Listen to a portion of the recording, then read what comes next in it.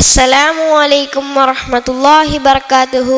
கண்ணியத்திற்குரிய எல்லாம் வல்ல அல்லாஹுவின் நல்லடியார்களே, தங்கள் மத்தியில் நான் பேச எடுத்துள்ள தலைப்பு ஆடை அணிவதின் நுணுக்கங்கள். ஆடை என்பது பிறப்புக்கு பிறகு எல்லா நிலைகளிலும் முக்கியமானது, மேலும் கண்ணியப்படுத்தக்கூடியது. ஆடை மற்றும் இல்லை என்றால் மனிதர்களுக்கும் மிருகங்களுக்கும் வித்தியாசமே மிஞ்சி போய்விட்டிருக்கும். ஆடை என்பது அல்லாஹ்வின் மிகப்பெரிய அருள் கொடையாகும். ஆடையை அணிவதின் ஒழுக்கத்தை குறித்து இஸ்லாம் கற்றுத் தருகிறது. அவை அழகான தூய்மையான ஆடை அணிய வேண்டும், அழுக்கான ஆடை அணியக்கூடாது. ஆண்களைப் போல பெண்களும் பெண்களைப் போல ஆண்களும் ஆடை அணியக்கூடாது.